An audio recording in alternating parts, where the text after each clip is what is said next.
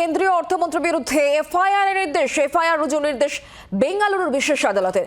নির্মলা সীতারামনের বিরুদ্ধে নির্বাচনী বন্ডের মাধ্যমে তোলা আদায়ের অভিযোগ, শিল্পপতিদের চাপ দিয়ে বন্ড কিনতে বাধ্য করা হয়েছে, ইডিকে দিয়ে রেড করিয়ে কর্পোরেট সংস্থাকে চাপ, অভিযোগপত্র এটি উল্লেখ করা হয়েছে। জেপি নাড্ডার বিরুদ্ধেও অভিযোগ করা হয় বলে খবর পাওয়া যাচ্ছে। নির্বাচনী বন্ডের মাধ্যমে টাকা আদায়ের অভিযোগ রয়েছে নির্মলা সীতারামনের বিরুদ্ধে। আমরা বিষয় নিয়ে আরো জানবো, কথা বলবো। রাজীব এই মুহূর্তে আমাদের সঙ্গে রয়েছেন, আমাদের প্রতিনিধি টেলিফোন লাইনে। রাজীব, কি অভিযোগ রয়েছে?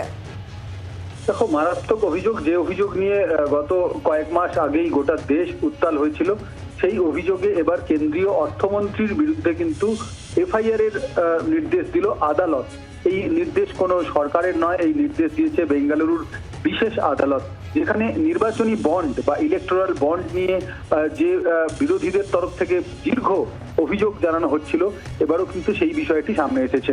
আদর্শ আইয়ার নামে জেএসপি পার্টির এক নেতা, তিনি অভিযোগ করেছিলেন যে ইলেকটোরাল বন্ডের নামে ইডিকে দিয়ে বিভিন্ন জায়গায় অভিযান চালিয়ে কর্পোরেট যে সংস্থাগুলি রয়েছে তাদের চাপ দেওয়া হচ্ছিল ইলেকটোরাল বন্ড কিনতে, এবং সেই বন্ড কেনার পর বিজেপি নেতারা সেই বন্ড ভাঙাচ্ছিলেন।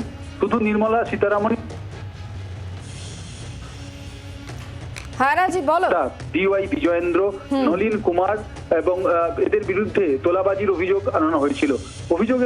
অভিযোগে যেটা উল্লেখ করা হয়েছে যে শিল্পপতিদের চাপ দিয়ে ইলেকটোরাল বন্ড কিনতে বাধ্য করা হয়েছে। ইলেকটোরাল বন্ড ভাঙানোর টাকা বিজেপি নেতারা জাতীয় এবং রাজ্য স্তরে আমাদের সঙ্গে থাকো, এই বিষয়ে তোমার কাছ থেকে অবশ্যই জানতে থাকবো। তবে তৃণমূল কংগ্রেস নেতা অরূপ চক্রবর্তী এই মুহূর্তে আমাদের সঙ্গে রয়েছেন টেলিফোন লাইনে। অরূপ দা, নির্মলা সীতারামন, তার বিরুদ্ধে নির্বাচনী বন্ডের মাধ্যমে টাকা তোলার অভিযোগ রয়েছে, শিল্পপতিদের চাপ দিয়ে বন্ড কেনাতে তিনি বাধ্য করেছেন, ইডিকে দিয়ে রেড করিয়ে কর্পোরেট সংস্থাকে চাপ, এমনটা অভিযোগ করা হয়েছে। অভিযোগপত্রে এগুলো উল্লেখ করা হয়েছে, এমনকি জেপি নাড্ডার বিরুদ্ধেও অভিযোগ করা হয়েছে। কিভাবে দেখছেন পুরো বিষয়টি? দেখুন, এইটা অর্গানাইজ প্রাতিষ্ঠানিক লুট হয়েছে, এবং এই কথা আমরা বিরোধী ইন্ডিয়া জোটের সমস্ত শরিক দল এক কথায় বারবার বলেছিলাম যে এই যে ইলেকটোরাল বন্ডের মাধ্যমে টাকা তোলার প্রয়াস, অর্থাৎ চান্দা দো ধান্দা লো, আজকে বেঙ্গালুরুর পিএমএলএ কোর্ট সরাসরি রায় দিয়েছে, জানিয়েছে নির্মলা সীতারামনের বিরুদ্ধে এবং মন্ত্রিসভার অন্য সদস্য এবং জেপি নাড্ডার বিরুদ্ধে এফআইআর করার জন্য তারা অনুমতি দিয়েছেন। সুপ্রিম কোর্টকে ধন্যবাদ, প্রশান্ত ভূষণকে ধন্যবাদ। যদি সেদিনকে তারা বাধ্য না করতেন তাহলে এসবিআই আদালতে হলফনামা জমা দিত না, দেশের মানুষ জানতে পারতো না যে কিভাবে হাজার হাজার লাখ লাখ কোটি টাকা বিজেপি তার পার্টি ফান্ডে ঘুরিয়ে ডোনেশন নিয়ে নির্বাচনে প্রতিদ্বন্দ্বিতা করেছে এবং নির্বাচন জেতার জন্য যা যা করণীয় করেছে। দেশের মানুষ জানতেই পারতো না। এই যে অরবিন্দ কেজরিওয়াল কদিন আগে জেল থেকে ছাড়া পেলেন, কেন ছাড়া পেলেন, কেন জেলে গিয়েছিলেন?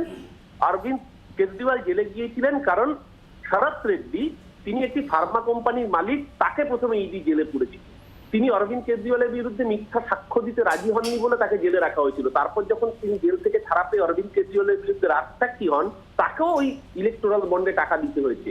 মেঘা ইঞ্জিনিয়ারিং থেকে শুরু করে, পুনের টানেল বরাদ প্রকল্প থেকে শুরু করে, গুজরাটের প্রকল্প থেকে শুরু করে, উত্তরপ্রদেশ, সারা ভারতবর্ষের যত প্রকল্প বড় বড়, কোনোটা 14,000 কোটি টাকার, কোনোটা 20,000 কোটি টাকার, কোনোটা 8,000 কোটি টাকার, সবাইকে দেখা যাচ্ছে তার একটা সার্টেন অ্যামাউন্ট, কাউকে 1,000 কোটি টাকা, কাউকে 500 কোটি টাকা, কাউকে 200 কোটি। এমনকি করোনার যে ভ্যাকসিন, কোভিড ভ্যাকসিন তৈরি করেছে যারা, সিরাম বায়োটেক, তাদেরকে পর্যন্ত ইলেকটোরাল বন্ডে চাঁদা দিতে হয়েছে। আজকে তার পার্শ্ব প্রতিক্রিয়া দেখা যাচ্ছে, অসংখ্য মানুষের মৃত্যু হয়েছে।